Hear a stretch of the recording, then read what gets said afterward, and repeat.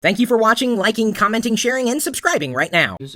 From them, from you, or talking about general tech topics. So today, we'd like to welcome Daniel Bushore, Ed's Computer Support, Ben Tarr, Alberto's Lopez, Avo, Jamie Bouch, I'm Mark F1, Tech Guru, Syrian75, Eggy,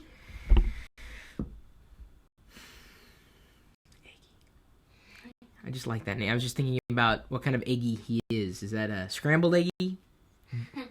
I like the dippy eggy. The one where it's got the yolk in it. Lupe, Tyler Biedka. No bacon, though. We have no bacon here. Cool Secret Spy, Chair 89. Ben Barley's Nut. Yamazaru Ninja. Jack P. Danny Harrington. Indy 69 says hello, YouTube viewers. And a toast? Sure, I propose a toast as my Vader. There you go. Don't be a Vader hater. That's good water. So let me go ahead and welcome a few of you who are tuned in live on YouTube as well. We've got Glenn O'Donnell, Lissandro 155, and a series of other numbers. Lucas Gavenda, Jarrett Brown. We have Computer Life 22, Mr. Mark Cook 1, Backdoor Check, the LGPDJ, Lego Movie Tutorials is here, The Wolf 395, Rymax 99. Thank you so much for tuning in for the live video feed and liking the video as well. Speaking of liking the video, caught word and really saw a video recording that the person who claimed this was true, he was illustrating the fact that it was likely happening. YouTube appears to be getting rid of, or at least moving, the dislike button. So right now, most of us see like and dislike, but at some point in the future, that may be replaced with the Google +1 button, and that will be the way that you like a video, is you essentially +1 it, which makes sense, in a Google Plus construct. The dislike video may not actually, exist anymore. You may no longer be able to possibly dislike a video. Maybe, though, they'll hold off the dislike till the end of the video, so you have to watch the entire video before you can dislike it. And you know what? I like that. I would rather you sit through an entire video and then tell me you dislike it, because at least then I know that you suffered through something that you said you disliked. Now, granted, I've always said that the way you dislike something is you turn your butt around and walk away. It's the big internet. You don't have to pay attention to the stuff that I'm doing, although I do appreciate when you do. Let me go ahead and I'm going to do it myself just to show you guys how it's done. It's rather simple. You press like on the videos page, and then you +1 it, and then you share it with all the people who are following you on Google+. And it looks like 35 of you have +1'd this video, beyond just liking it. Sorry, take that back. 38 of you had to take a deep breath there to make sure that I was delivering the right number. I don't want to give the wrong number. That would just kind of be jarring to some of you. I don't want to report anything that may not be accurate. At least not intentionally. Hey, Chris, there's already a dislike. Yeah, but he's probably suicidal. And, if he's going to dislike his own life, hey, why not dislike a video, too? Not my problem. So, thank you, Micaiah. Appreciate it. Micaiah has been very helpful in the Nomi's chat room, kind of keeping things on track. We do our best when we're doing the live broadcast with the Nomi's chat to keep the chat on topic to the video at hand, and we have a good 6 of them that we're going to throw at you in the queue today.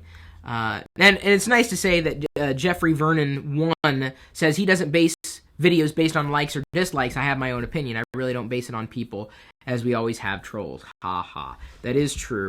It is absolutely true. Sad trolls. I'm going to go ahead and share this on Facebook here to let the 61 or almost 62,000 people who like me on Facebook to know that I'm streaming live. And I'm going to go ahead and tweet that out as well. I don't know if we're going to get many people coming from Twitter at this point in time. Everyone's kind of in the habit. They know that 3 p.m. is usually the time that we're broadcasting live, and It is right around 3 p.m. Pacific, so we're broadcasting live. And since I plussed it and liked it, people who are following me on Google+, or at least paying attention right now, know that I'm also broadcasting live. Although, I would be shocked if anybody had noticed on Google+ that I was streaming live. It's almost like, and I read this in GigaOM today, Google Plus is like a cemetery. There are a lot of people there, just not a lot of activity. And that's sadly the state of Google Plus today. Hopefully that will change over time. I hope to have a Google Plus Hangout this weekend, possibly highlighting some Nomi's websites and giving them some live feedback and recording that session. Again, if I get time, in between the time I'm playing with my iPad, I almost said iPad 3, but I didn't. I stopped short. My new iPad, because it's not an iPad 3. It's an iPad 3rd generation. Not an iPad 3. Chad is getting chopped off the right side. I can fix that. Watch this. You see that? Look at that. Granted, we may sacrifice some usernames, but at least you can see the text. All I'm doing is zooming in on a chat room up close so that, and I hit escape, and I was told that it'll make the cursor disappear. So trying to create a good... Thank you for the feedback there. And that is thanks to Jarrett Brahman on YouTube. He had suggested that on the chat. Now, I don't know if the chat was saying it. And the cool thing is I told people in chat that they can interact with you in the live feed. So, like, during, if you got a question, you throw it out there, someone in the chat room might answer it. And so there's a good back and forth between who's here and who's out there. Granted, you're probably, some of you are on both sides. It's cool. It's not mutually exclusive. Let's go ahead and rock and roll with what we have on the table. And we're going to go ahead and talk about something that I'm sure many of you know about. And that is Google. It's a website. And the big question is Google greedy? And here we go. Google is all about one thing. And my question to you is, what is that one thing Google is all about? Do you know? I've posed this question before. So I can ask you, those who are watching this video live on YouTube, what are they all about? Oh, Christian T almost had it. Jamie Bouch nailed it. Second guess right there. Probably wasn't even much of a guess. Advertising. If a product doesn't revolve around advertising, I'm telling you, Google isn't interested, or they're not going to be interested for very long. If ads do not have a play inside a project or a service from Google. Google is about advertising. So the question isn't, should you use Google? The question that we've posed in the article that we've linked here in the video's description, really the discussion point that's this video is rallied around, is Google greedy? So I have the perspective that I've done very well with Google in the past, whether using the AdSense program or certainly doing things on YouTube. I think Google could do a better job than the way they're doing things now. But they're kind of focusing on one thing, and that's the dollar. And when you focus on the dollar rather than the user experience or the product or the service, you kind of lose sight of what it was that made your company great. And I've done my best to remain grounded throughout the years, going all the way back to 1996, to always stay engaged, to always communicate, to always listen, to always try to create something worth creating. And this is why we do videos. And yes, you may say, oh, Chris, you do a lot of them. Well, 6 videos is really not a lot. There's an evening news every single day in every single city across America, if not the world. That's a lot of content too. But I try to make the content that I have to share worth sharing. My focus is on creating those quality experiences. And yeah, sometimes having fun with it as well. And when I do that, 9 times out of 10, the money follows. Creating Nomis, and getting over 400 nomies in 2 months. It's been an amazing experience.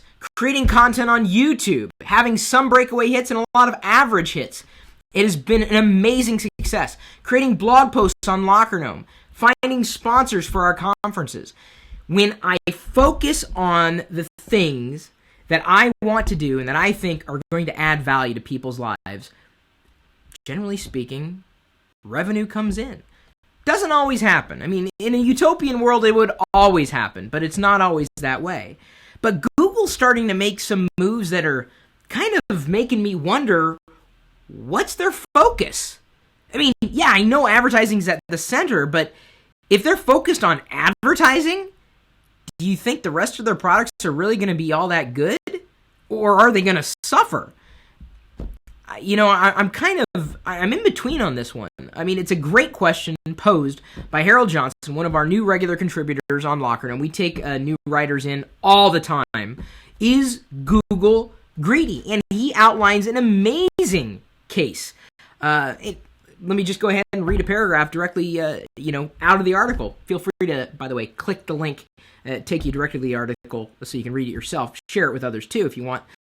Google has introduced its answer to just about every popular internet technology it can, providing us with alternate operating systems, alternate social networking platforms, and alternate productivity applications. Now Google intends to alter the bread and butter of its operation, its search. Has Google gone too far? Is Google getting greedy? So search is what drove us all to Google. That was its product. And it was awesome. But I gotta tell you, after they instituted the Panda updates last year, my Google search results have decreased in quality by at least 50%. I've been trying Bing, DuckDuckGo, other alternatives beyond Google to find the things that I'm looking for. Google search isn't as great as it used to be. And I'm not the only one to say this. So, questions to you are, is Google greedy? Do you agree with this author? And do you believe Google search results have decreased in quality over the past year? And that's the question I want to pose to you today. Is Google losing sight of what made Google Google? Is that about 3? 4. Dang it. That was a bit long. I was trying to keep it short. Is it a good one? Okay. All right, now, let's talk about sleep, my favorite topic. I have been experiencing a series of headaches over the past couple of weeks. Now, this could be related to me no longer drinking caffeine, or at least decreasing it. I did have a decaf espresso the other day. I've also stopped drinking unboxing juice on a daily basis. Now I'm relegating it really towards maybe once a week, towards the end of the week, as a way to unwind. But these headaches keep coming in at the end of the day, and then I wake up and I'm completely refreshed. So I went to the doctor, and the doctor said, "That's what you get for jumping on the bed." No, that's not what he said. He said, "Well, it sounds to me a lot like a tension headache." I'm like, oh, okay. So today, I've been doing my best to kind of relax, chill, not be so stressed, to try to relax these muscles so that hopefully this evening I will not have a headache. Of course, I'm also staying hydrated, drinking my juice. It's not very exciting juice, it's just water. It's just more fun to say juice, really. But a big part of your health could actually play into sleep. Now, granted, I could say that it's my bed that makes me wake up refreshed. And I guess to a certain degree that is true. I do not wake up with aches or pains. I have had very little trouble sleeping over the past couple of weeks after quitting drinking wine. Yes, that's the real word for an unboxing juice.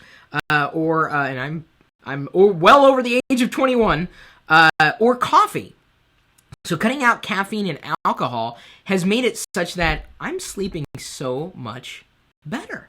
I had no idea. So, I would have imagined it's the bed, it's making me toss and turn. It's stress, it's making me toss and turn. A lot of these things kind of combined. But there is bed technology out there. Now, you may think, mattress is a mattress is a mattress. And some people say that is absolutely true. I mean, one mattress is as good as another mattress, and in certain cases, it is. Have you heard of this technology called Sleep Number? Apparently, now I've never tried it myself. I've looked into it because it was kind of neat. Because, I like a mattress that's more firm. I think Diana likes a mattress that's softer. And to find a soft, firm mattress that's all in one, it just doesn't exist, right? I mean, it's not going to happen. So, instead, she kicks me in the middle of the night. She says, "Oh, we need a new mattress." I'm like, I know. So what we did was we placed a foam, like a layer of foam, like the hard foam, on top of the existing mattress, and that seemed to help somewhat. She appreciated that. I don't like it as much, but sleep hasn't been hurt, and that's the number one job for the bed, to help you sleep better. So Sleep Number is it's an air mattress, and you can inflate or deflate depending on how you like that comfort level. But the thing is, when we were doing research on Sleep Number beds, people who used to sell Sleep Number beds say that they're not all they're cracked up to be. Never slept on one before. Sounds really nice to have something that could adjust to however I want my comfort level to be.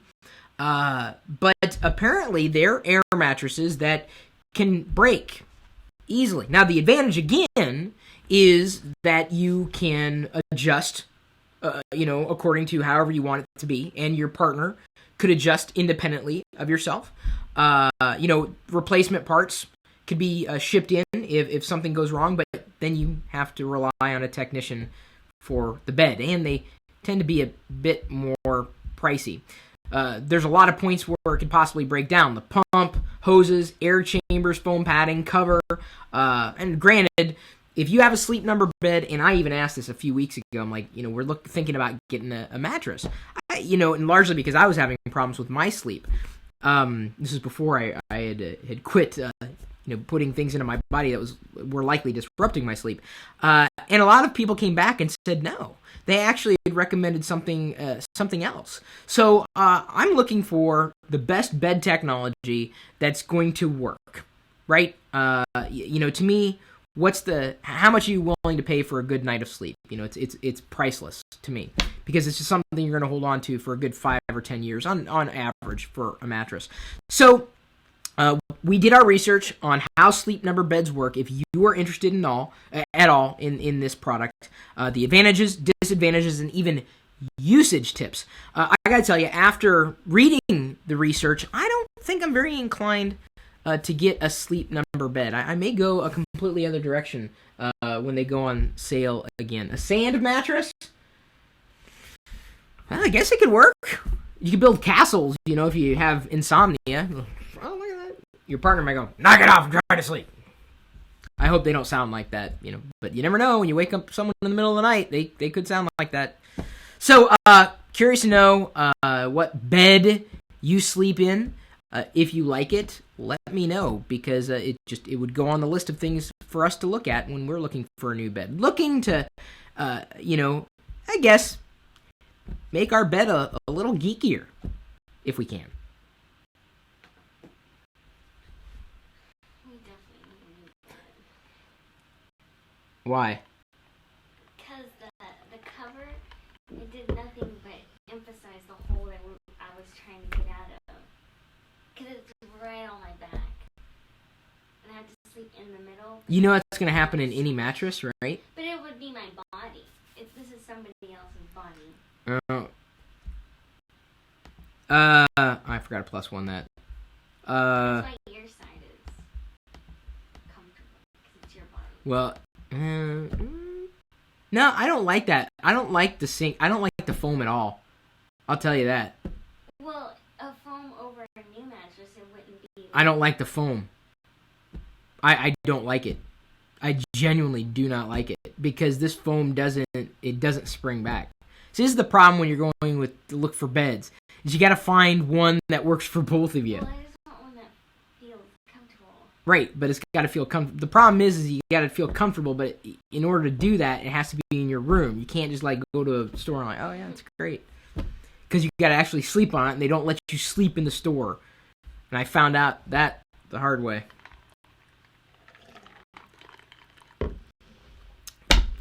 We'll see what they say, hon. I don't know what they're going to come back with. They're going to come back with hopefully a list of suggestions. And you kick me.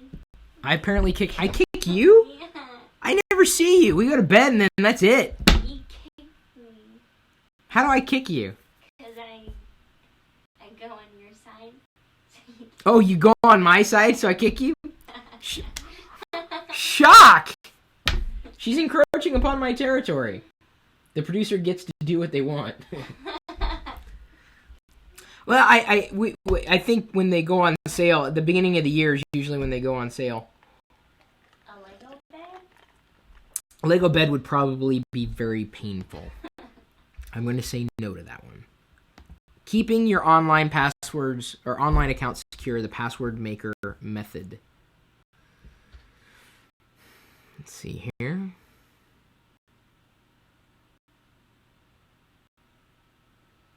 Here we go.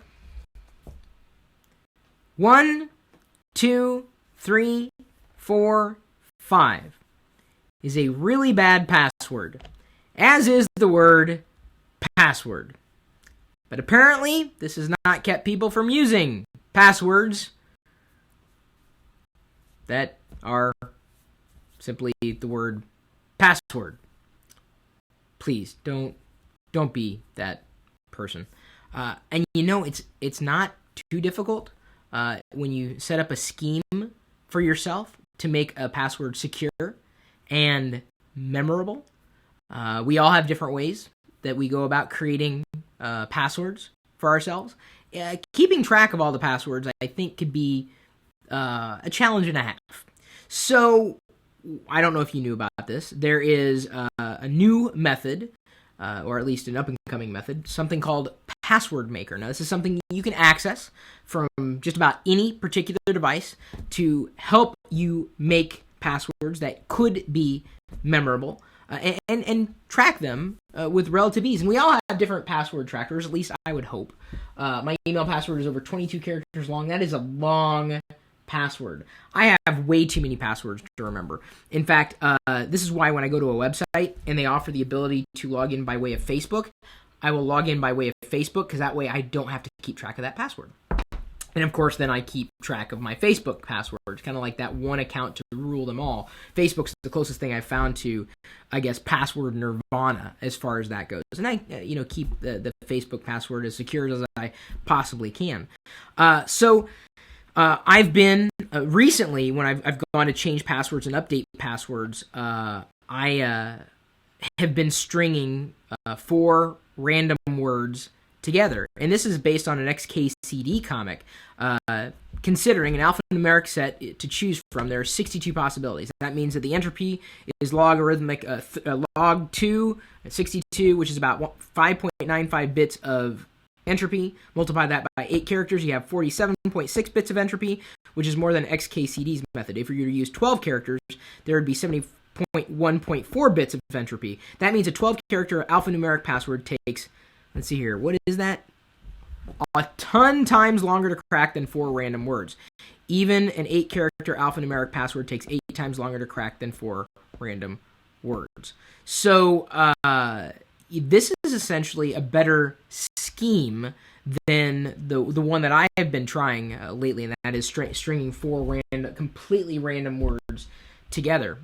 Why are you laughing at me? Because I don't understand math? I do understand what it is to have a safe password, though, or at least a secure one. The PasswordMaker method may be the method you want to go with. And this is after this, the reason why this article even came up, apparently, someone in Hungary had accessed Eddie's password, his account, and he had that turned on. I have that turned on Facebook too. Like if you log in from any machine, it'll ask you name this machine, and then you name it, and then I'll get an SMS or an instant message that's saying, "Hey, someone logged into your account from so and so." So I know who's logging in and where, and it's always me. He went scouting around and learned about this, which is a Chrome extension. There's an Android application. There's also an iOS application. There's a JavaScript implementation of the PasswordMaker method. If you are ready to change your passwords, or if you need to change your passwords, consider the new, or I guess an improved, PasswordMaker method. Description and full details are in the link below. Yarr. Everybody knows my password. Yeah, 1, 2, 3, 4, 5. There we go.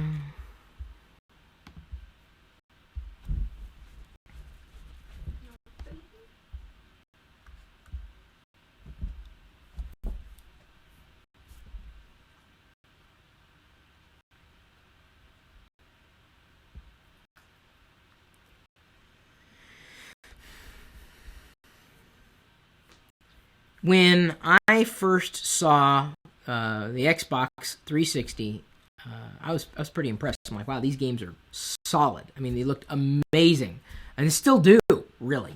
But I was a little baffled when I saw that they were selling content from within the game. Like, you could buy your character a yellow robe, and it would cost you real money. I'm like, why would you spend real money on something virtual that really doesn't do anything for you? This DLC or downloadable content. What's the point of downloadable content from within the game? Do you guys spend real money on virtual objects? I'm curious. Whether it's for a game or something else. I have done it before.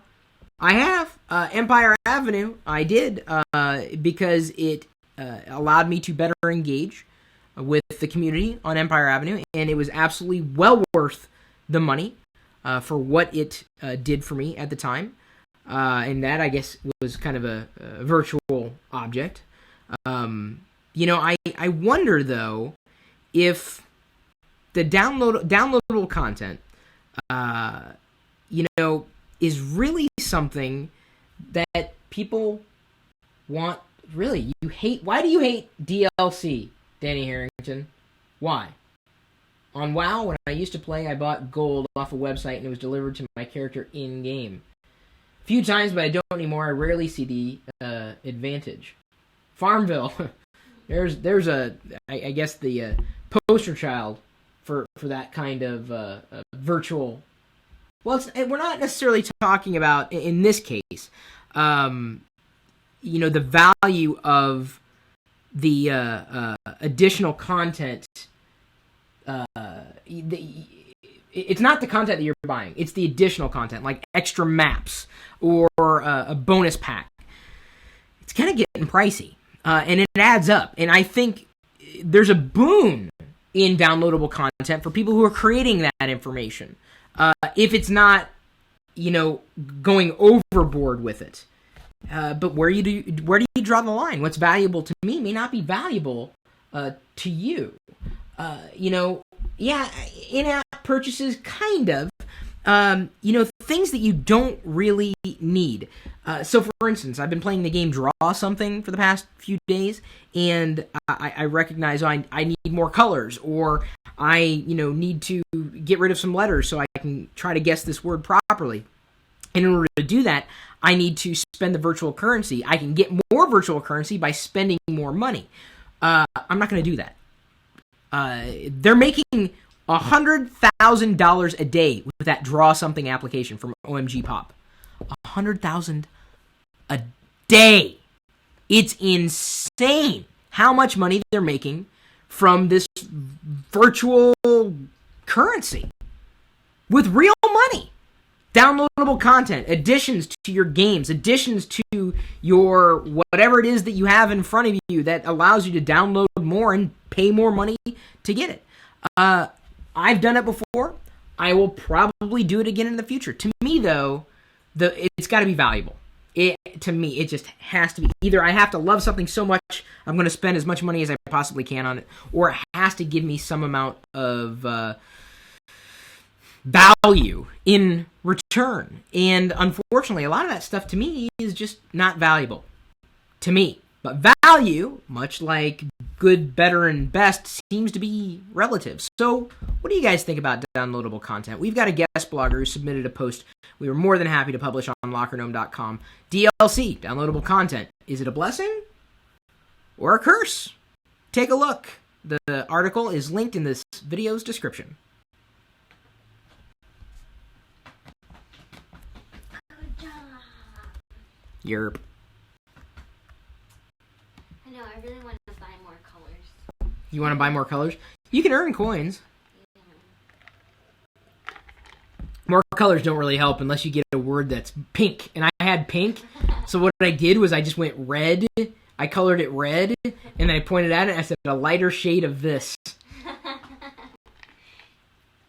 I wish you could mix colors. Like white. Yeah, sure. That'd be good.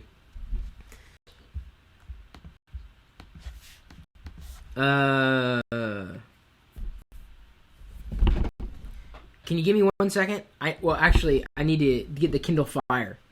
Where is it? It's downstairs in the spot. Do you want me to go get it? I'll go. You go? Okay. We're so comfortable. I know, we get so comfortable. Unboxing juice undercover. No. Where you going? Oh, you're so heavy. Games used to come complete. Now you have to buy the game and buy more of the game after you buy the game. It can get a little crazy. Exactly.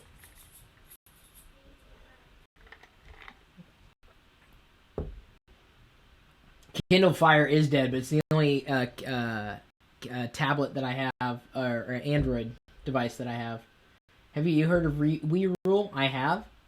I've never done it before. I'm a casual game player.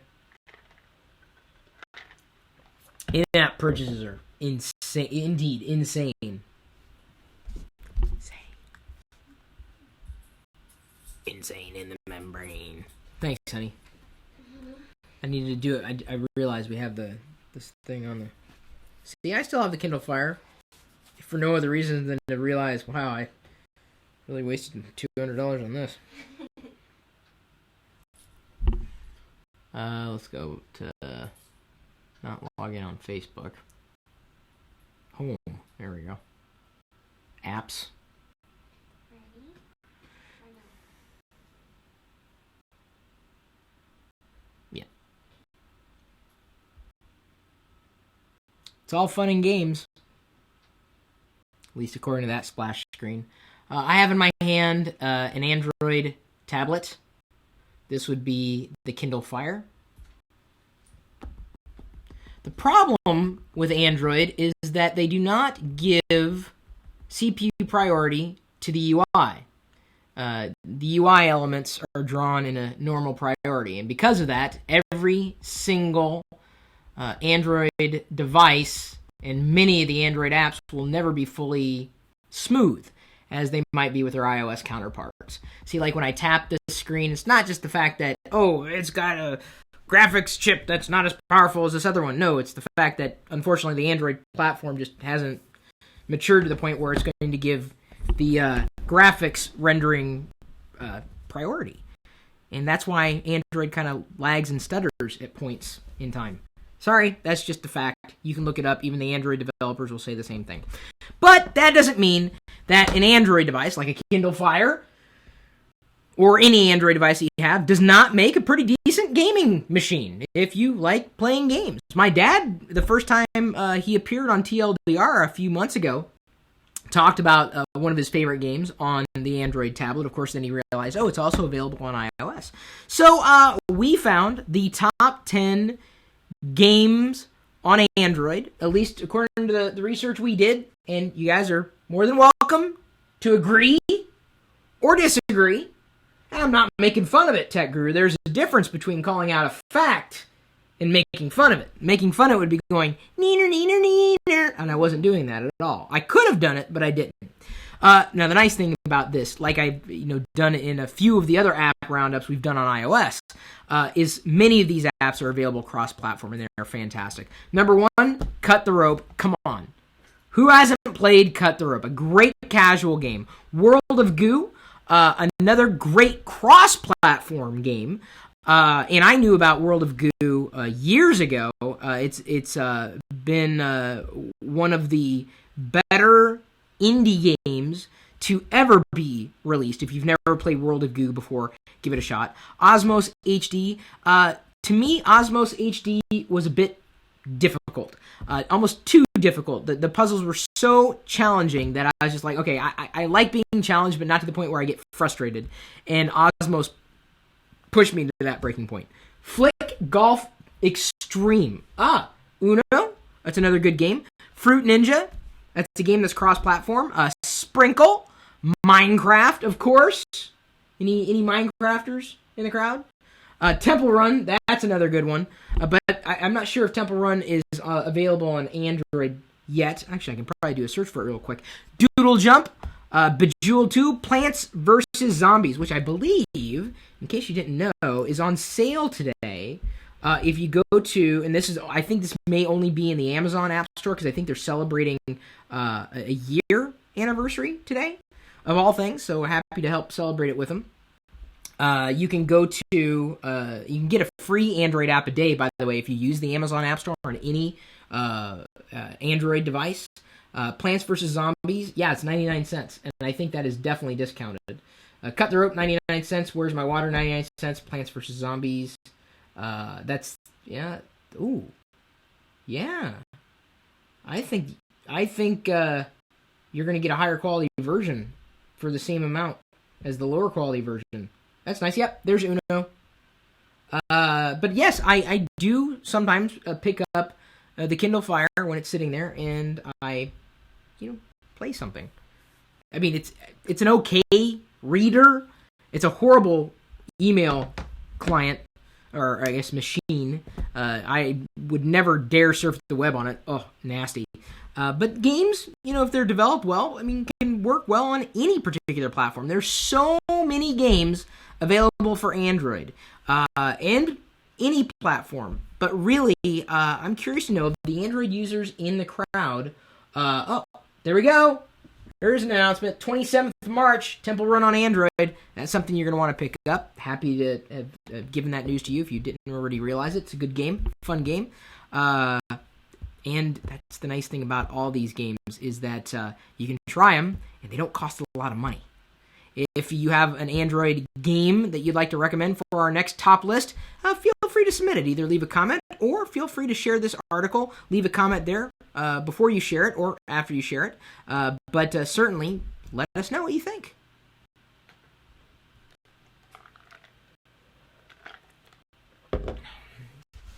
Temple 1. No.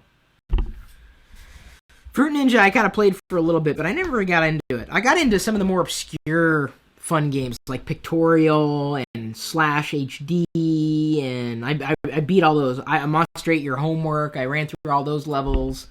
Very accessible. I like those types of games.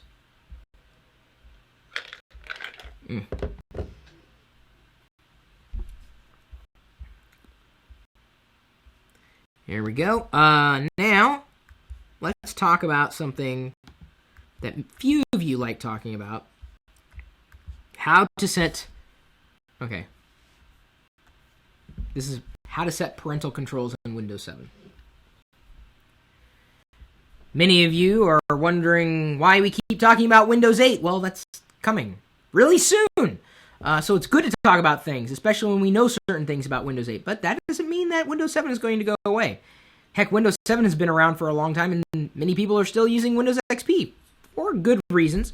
But Windows 7 is probably going to be around for a long time, judging by what I see with the Windows 8 consumer preview. How many of you guys are on Windows 7 here? I'm asking the Nomies or you. Are you on Windows 7 today? You probably are in full control of your machine. You know exactly what's going on because that's my audience. Most of my audience who watch my videos understand what's going on with their computer. But maybe you know someone who isn't very PC savvy, not very good with computers. They say, I'm computer illiterate, and they have Windows 7. Are they parents? Do they have kids in the house? You may want to send them a link to the article that we've created just for them, how to set parental controls in Windows 7. Now you can imagine, just click on the link to help in Windows. Not as easy as the way that we've broken it down for people. We've given a step-by-step guide, kind explaining it in as clear English as we possibly could for setting parental controls in Windows 7. And so many parents out there don't even realize that parental controls can be set. Now, I realize a lot of this is going to frustrate many of you minors or kids who live with their parents. And I know there are some adults who live with their parents too, but you probably, hopefully, have your own computer and are planning on moving out at some point. But setting parental controls can be very important so that your kid doesn't do something to the computer that they shouldn't do or go somewhere that they shouldn't go to. Now, to me, the ultimate parental control is the parent. Don't rely on software to do your job. Just like you wouldn't expect a television to be your babysitter, don't expect the computer is going to do any better than a television.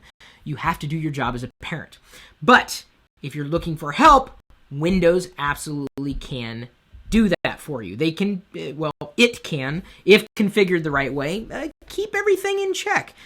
Because you certainly can't be watching things 24/7, and yes, I'm sure your kids are going to figure out a way around the thing that you set up, but, well, that's what getting grounded is for, and I was definitely grounded a few times when I was growing up. Granted, it had nothing to do with doing anything on the computer, although had I had a computer back then, I'd probably still be grounded today. So if you know of someone who is a parent or an adult who has kids in the house and they have not configured their computer because they're afraid or they're confused or they don't know how to do it, please send them a link to the video and the article telling them it's not that difficult to do. We'll help you get it done.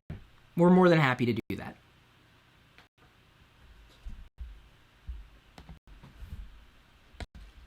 I think Diana should ground Chris. Hey!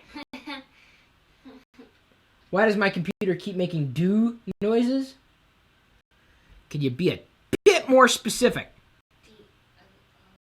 Do noises? Do. I don't get it. Do. Battery?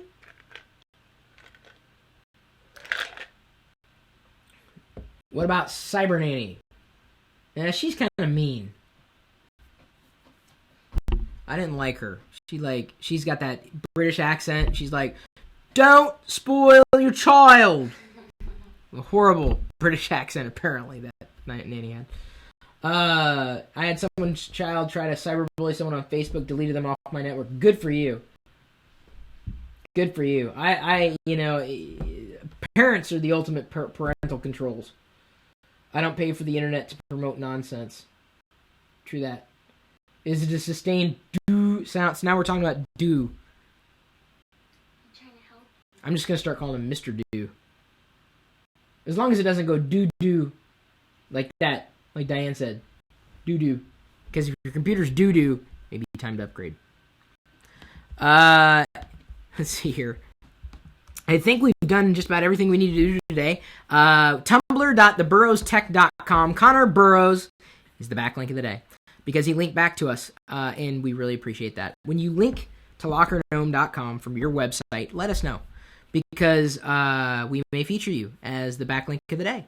And when you are the backlink of the day, people will click on the link and visit your website.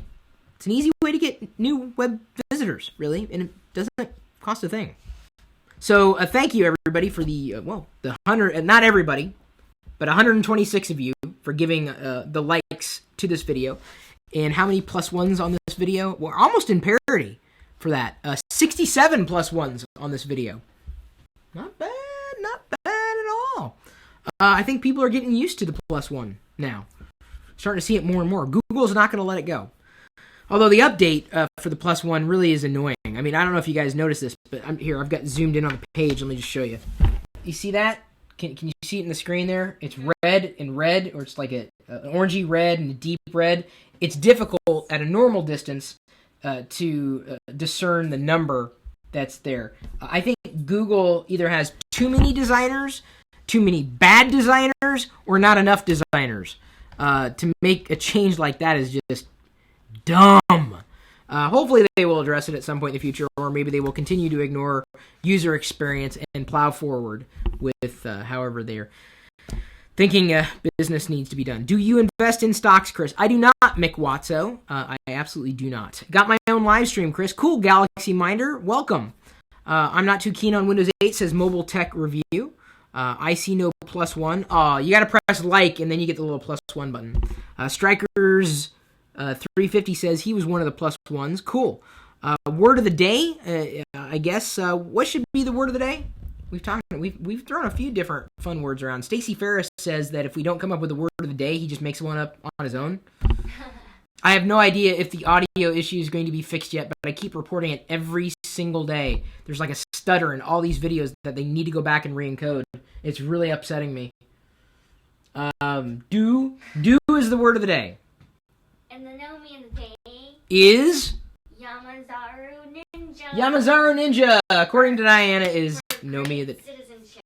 For great citizenship. I'm shrugging at people who aren't really there. Diana and I know it's funny because we know there's nobody over there. Like,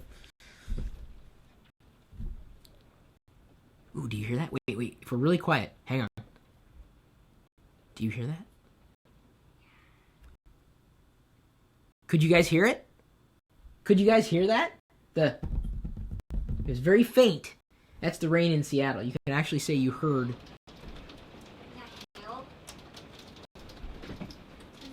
I'm sorry, God. I didn't mean it.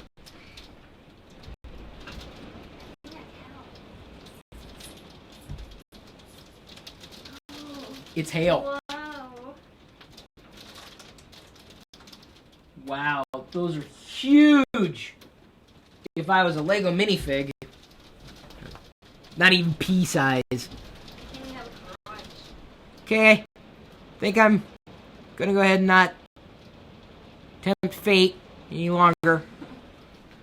Thank you for clicking on all the links. Thank you for liking all of our videos and plus wanting them as well. Thank you for leaving comments, positive comments. We appreciate that. Thank you for looking at all the links on LockerGnome.com. Thank you for subscribing to the Locker Gnome email newsletter. Thank you for stopping by our live video feed that has voice chat integrated now with all the Gnomies. Thank you for attending the webinar last night on personal branding. Thank you for doing what you do and being an amazing part of this community. Oh, by the way, that chat room where you can join and watch what's happening in the home office 24 hours a day, 7 days a week is at live.Pirillo.com. Will you later?